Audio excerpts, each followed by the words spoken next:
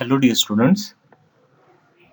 Previously we have studied shunt compensation, its objective, then how we can connect the over compensator, that is shunt compensator controller, what are the methods for connecting it for two-bus system or multi-bus system, for radial system.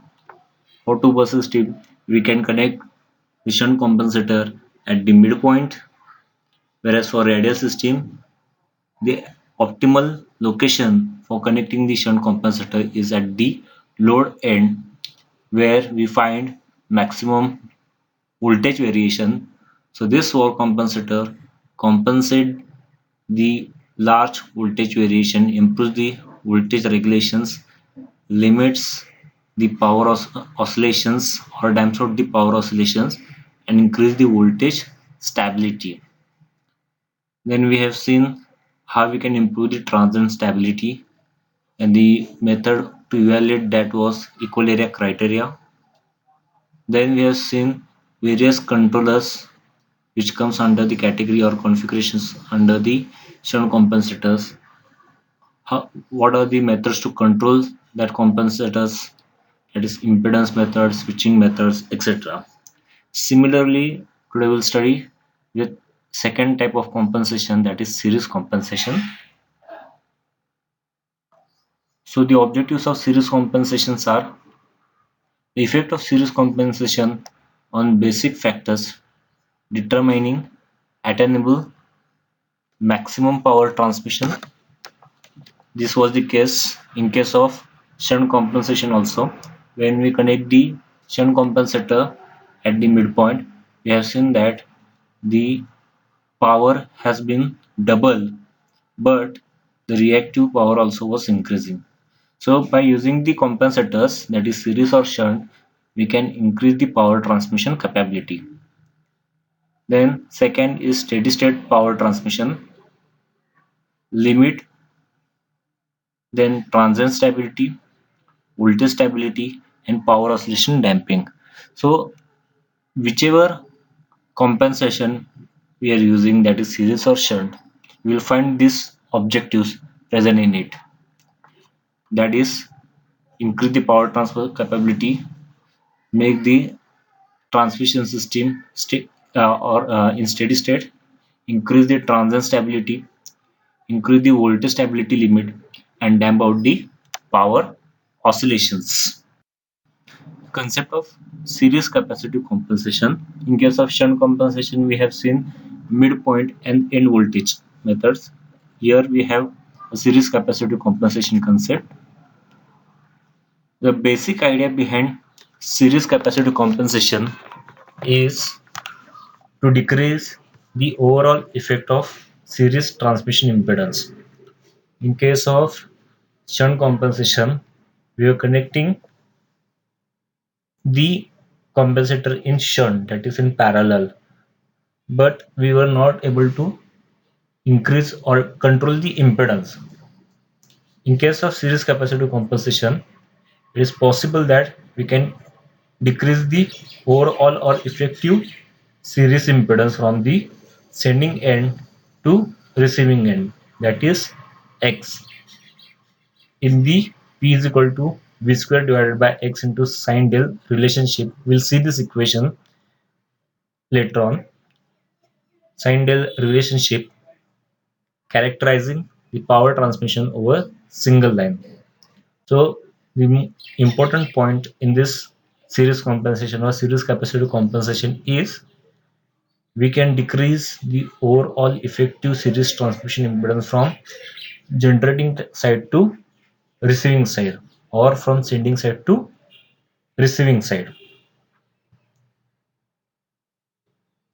Consider a simple two machine model with series capacitor compensated line, which for convenience is assumed to be composed of two identical segments. That is, in shunt compensation, we have seen that there were two bus system or two machine system, and there was a transmission line reactance and the shunt compensator was connected in the midpoint. That's why the transmission line reactance was divided into two equal segments, that is x by 2 and x by 2. Similarly, in case of series capacitor compensation, we are going to consider two machine model and the series capacitor compensated line, which is assumed to be composed of identical segment, that is nothing but the capacitor will be divided into two equal parts. Note that for the same end voltage, the magnitude of total voltage across series line inductance Vx is equal to 2Vx divided by 2 is increased by magnitude of opposite voltage. Vc develop across the series capacitor, and this result from an increase in line current. So this is the model where the series capacitor or series capacitive part is divided into two identical segments. The capacitor is represented by its reactance, that is Xc, and this reactance is divided into two equal segments, that is Xc by 2 and Xc by 2. And similarly, the reactance of transmission line is divided into two equal segments, that is X by 2 and X by 2. Due to addition of capacitors in the transmission line, the current starts increasing. Okay, so the voltage also increases by double due to addition of capacitor, because the capacitor charges and discharges. So if I consider a capacitor, the primary voltage is V, then if I apply voltage V to a capacitor, then capacitor first charges to a maximum value, after that it discharges, but at the secondary side of the capacitor I will get the voltage which is double to the primary voltage, that is nothing but 2V. So we know that the capacitor stores the charge in electrical form. Okay, so the advantage of capacitor is that you can increase the voltage by double. The effective transmission impedance with series capacitive compensation is, so effective transmission impedance, because we have connected capacitor in series with the transmission line, therefore there will be impedance of transmission line also and impedance of capacitor also. Therefore we have to take into consideration the effective impedance. So the effective transmission impedance with series capacitive compensation is X effective is equal to X minus Xc, where X is the reactance or impedance of transmission line and X is the impedance or reactance of capacitor. Therefore, this equation can be modified as X effective is equal to 1 minus K into X. K is the degree of series compensation, and this series compensation depends upon the capacitors or the reactance of capacitor. Therefore, the value of K is equal to Xc divided by X. It's the ratio of capacitive reactance to or capacitive impedance to transmission line impedance. If I assume that the sending end voltage is equal to receiving end voltage, and that is equal to capital V, the current in the compensated line is nothing but a line in which we have connected the series capacitor. That is equal to, the current in that line is I is equal to 2V divided by 1 minus K into X sine del divided by 2, where 1 minus K into X is effective impedance. So I is equal to 2V divided by 1 minus K into X into sine del divided by 2, and 1 minus K into X is nothing but it is the effective impedance of series capacitor and transmission line impedance.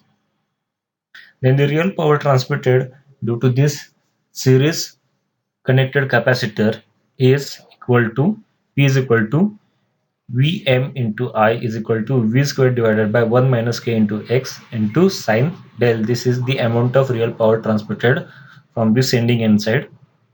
and the reactive power supplied by series capacitor is QC is equal to I square into XC, which is equal to 2V square divided by 1 minus K square X into 1 minus cos del.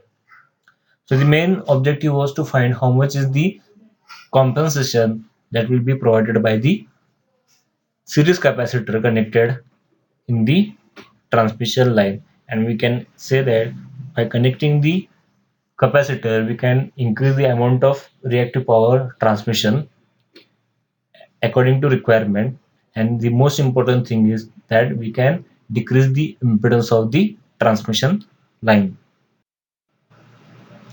Voltage stability.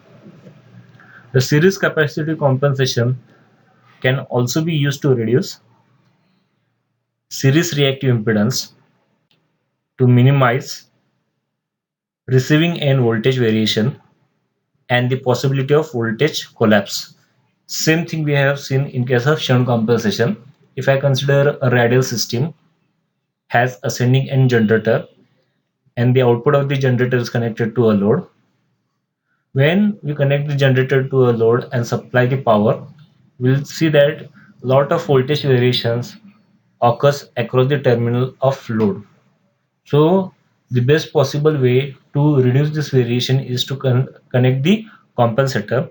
In case of shunt compensator, we have connected a shunt bore compensator, which reduces the voltage variation by damping out the power oscillations and increase the voltage stability limit.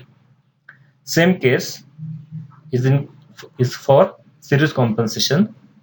The series capacitor compensation can also be used to reduce series reactive impedance, to minimize receiving end voltage variation and the possibility of voltage collapse. That means in case of series compensation, the voltage stability can be improved by reducing the or minimizing the series reactive impedance at the receiving end voltage or receiving end side. A simple radial system with feeder line reactance X, series compensation compensating reactance Xc, and load impedance Z is shown. So this is the case. In case of shunt compensation, we are having only a transmission line reactance, but in case of series compensation, the capacitor will be connected in series with the transmission line. Therefore, the series capacitor reactance will be added in the transmission line, and this series reactance, capacitor reactance, will reduce the transmission line impedance and thereby improving the voltage stability. The figure B shows the curve for voltage, that is receiving end voltage versus P. In case of shunt compensation, we are having the graph VR versus P for different values of power factor, that is 0.8 lagging to 0.9 leading. Here you will see that we have the curve for different value of Xc, that is capacitive reactance or series capacitive reactance. If we increase the series capacitive reactance, then automatically this transmission line impedance starts decreasing and improves the voltage stability limit across the receiving end. The nose point at each given node, the nose point at each plot given for specific compensation level represents the corresponding voltage instability, where the same radial system with reactive shunt compensator supporting the line end voltage is shown. Clearly, both shunt and series capacitor compensation can effectively increase the voltage stability limit. Shunt compensation does it by supplying reactive load demand and regulating the terminal voltage, and series capacitor compensation does it. Now, improvement of transient stability. Same thing we have studied in case of shunt compensation. That is how to evaluate the transient stability. That is by using equal area characters. Same thing we are going to study for series compensation or principle of series compensation technique. That is improvement of transient stability. The powerful capability of series line compensation to control the transmitted power can be utilized much more effectively to increase the transient stability limit and to provide power oscillation damping. Same thing was in case of shunt compensation, that is, we can improve this transient stability limit and damp out the power oscillations. The equal criteria to investigate the capability of ideal shunt compensator to improve transient stability is used again here to assess the relative increase of transient stability margin attainable by series capacitive compensation.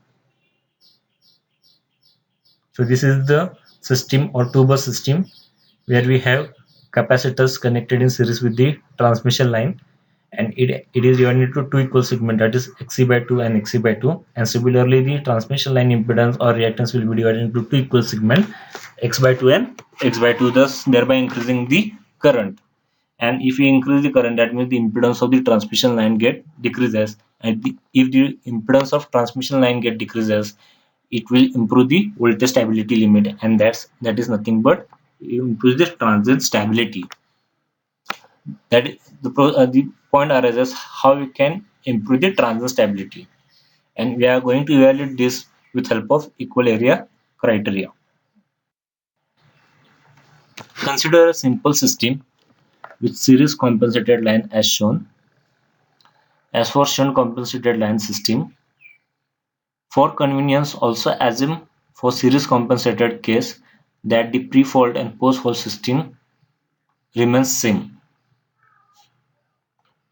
That is, assumption is done when the fault occurs, before occurring the fault and after clearing the fault, the system remains same. This is the assumption done to evaluate the equal area criteria. Suppose that the system with and without series capacitive compensation transmits same power Pm. Assume that both uncompensated and series compensated system are subjected to fault for same period of time. So this is the two case, that is nothing but without series compensation, that is without series capacitive compensation, and with series capacitive compensation. We'll find two criteria over here, that is graph A and graph B. The dynamic behavior of this system is illustrated as seen. Prior to fault, both of them transmit power Pm at an angle del 1 and delta S1. Del 1 is for without compensation and del S1 is with compensation respectively. During the fault, the transmitted electric power becomes zero, while mechanical input power to generator remains constant, it is Pm.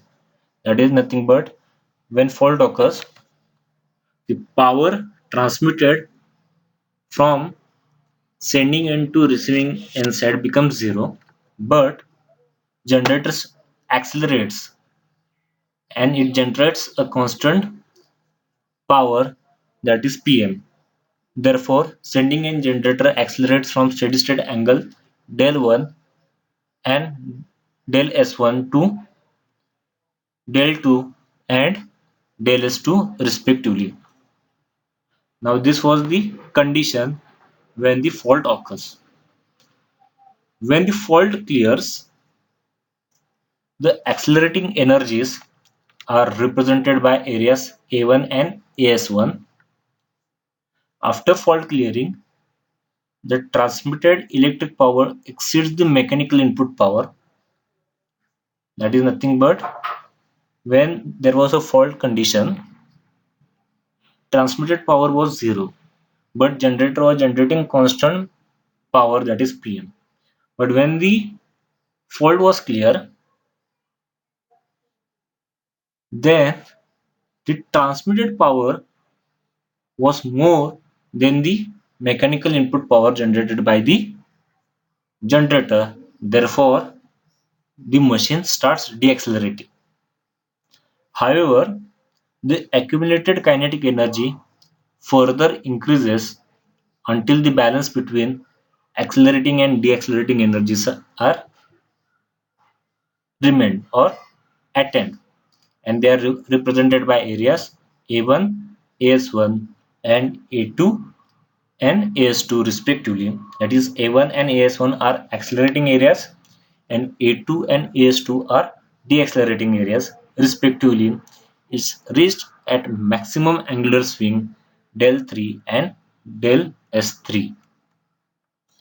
The areas between P and del curve and the constant maximum power Pm line over the interval defined by angles del 3 and del critical and del S3 and del S critical respectively. The transient margin stability represented by area A margin and AS margin. So at the angle del 3 and del S3 and del critical and del S critical is the maximum angular swing the generator can attain. Beyond this angle or beyond this, if the generator or sending in generators changes its originating angles, then it will lose the synchronism and that synchronism cannot be restored. So it is represented by a margin angle or margin area, that is A margin and AS margin. Comparison clearly shows that a sustainable increase in transient stability margin, the series capacity compensation can provide by partial cancellation of series impedance of transmission line.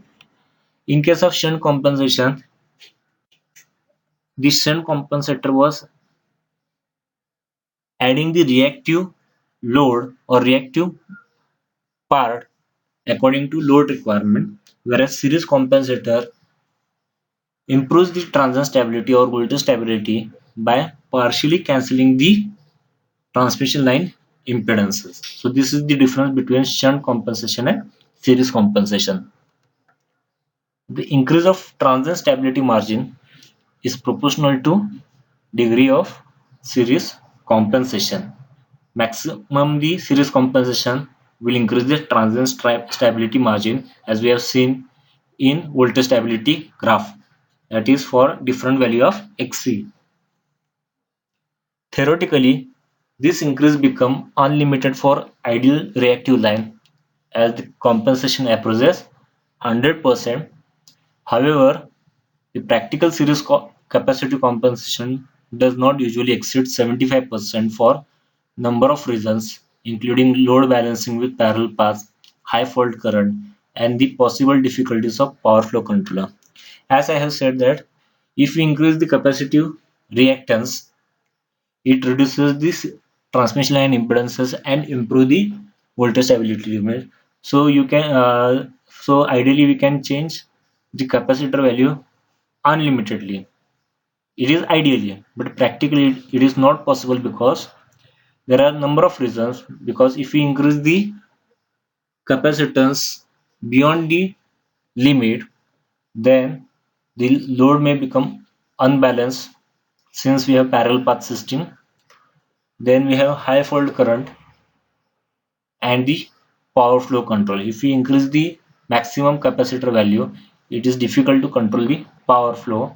So therefore, practically only we can attain 75% of the compensation. Often the compensation is limited to less than 30% due to subsynchronous concerns.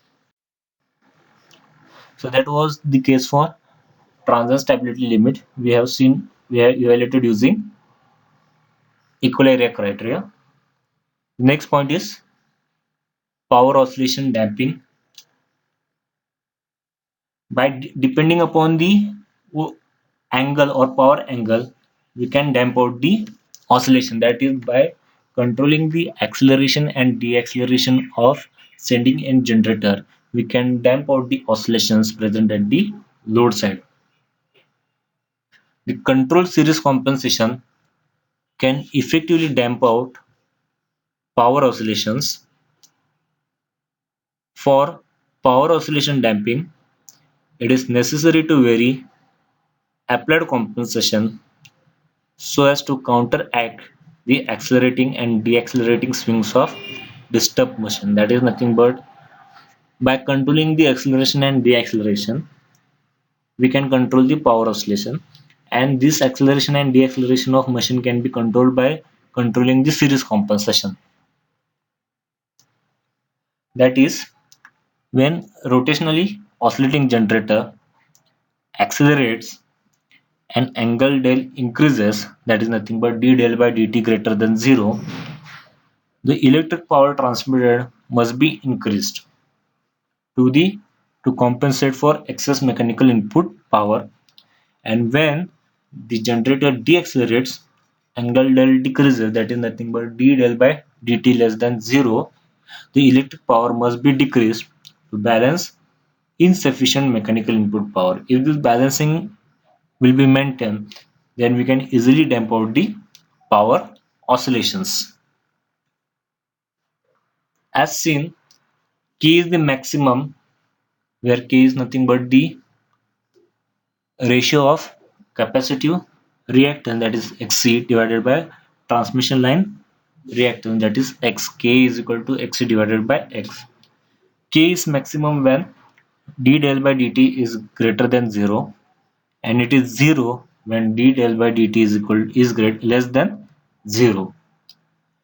With maximum K, the effective line impedance is minimum, or alternatively, the voltage across the actual line impedance is maximum, and consequently, the electric power transferred over the line is maximum. When K is 0, that is nothing but when d del by dt is less than 0, the effective impedance is maximum, or alternatively, the voltage across actual line impedance.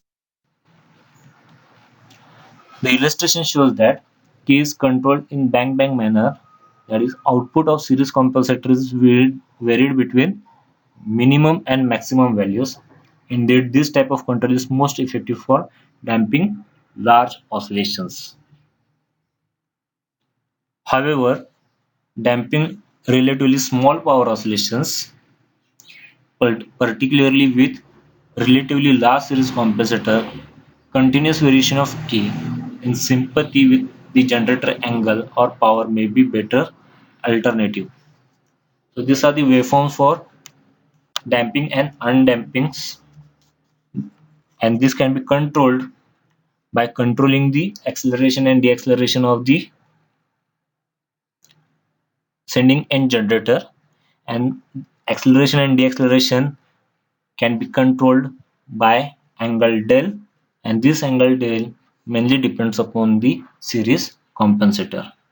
When d del by dt is greater than 0, that is nothing but the series compensation is maximum, then the transmission line impedance will get minimized and the voltage will get increases. When the d del by dt is less than 0, the value of K or compensation decreases and the transmission line impedance increases, and therefore the voltage decreases. Last point is methods of controllable war generation. How we can control the series compensation. There are various methods, as we have seen in case of shunt compensation also. Similarly, in case of series compensation, variable impedance type static war generators, and we have different configurations over here: GTO thyristor control series capacitor, GCSC, thyristor control series capacitor, TCSC, thyristor switch series capacitor, TSSC, switching converter type war generators, static synchronous series compensator, SSC.